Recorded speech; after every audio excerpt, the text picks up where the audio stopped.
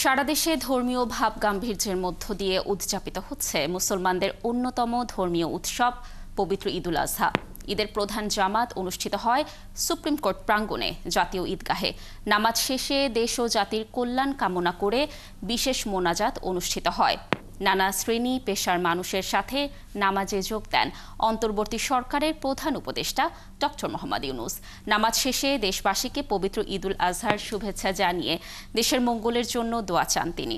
দর্শক, আরও জানাচ্ছেন মোহন ইসলাম। জাতীয় ঈদগাহ ময়দান সকাল ৬টার পর থেকেই মুসল্লিরা আসতে শুরু করেন ময়দানে।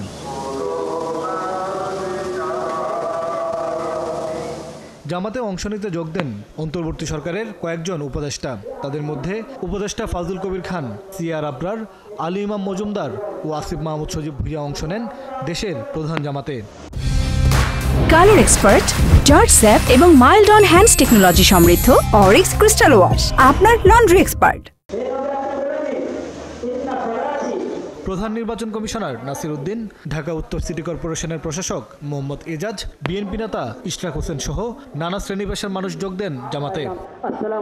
সকাল 7:30টায় জামাত শুরুর আগে ঈদগাহে আসেন অন্তর্বর্তী সরকারের প্রধান উপদেষ্টা ডক্টর মোহাম্মদ ইউনূস। ময়দানের সামনের কাতারে বসেন তিনি।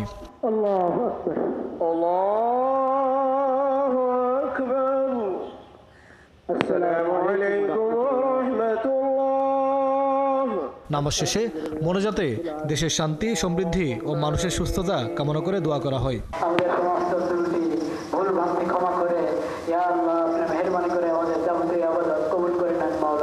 মোনাজাত শেষে ইমাম মোহাম্মদ আব্দুল মালিক এগিয়ে এসে প্রধান উপদেষ্টার সঙ্গে কোলাকুলি করে ঈদের শুভেচ্ছা বিনিময় করেন। পরে উপদেষ্টাদের সঙ্গে শুভেচ্ছা বিনিময় করেন অধ্যাপক ইউনূস। এরপর প্রধান উপদেষ্টা সবাইকে ঈদের শুভেচ্ছা জানিয়ে দেশের মঙ্গলের জন্য দোয়া চান। সবাইকে আজকে একসঙ্গে ঈদের জামাতে পেলাম, সবাইকে ঈদ মোবারক জানালাম। সবাই এই পবিত্র দিনে দেশের মঙ্গলের জন্য দোয়া করবেন। আল্লাহ হাফেজ। উপস্থিত জনতার পক্ষ থেকেও শুভেচ্ছা জানানো হয় তাকে। কোরবানির ঈদে পশু কোরবানির সাথে সাথে মনের পশু কোরবানির মধ্য দিয়ে হিংসা বিদ্বেষ মুক্ত বাংলাদেশ গড়ার কথা বলছে দেশবাসী। তারা বলছেন এই ঈদের পবিত্রতাকে সাক্ষী রেখে নতুন বাংলাদেশ গড়তে হবে, যে দেশে থাকবে না কোনো অপরাধ, যে দেশে থাকবে না কোনো অন্যায় এবং রক্তপাত। মোহন ইসলাম, ৭১, ঢাকা।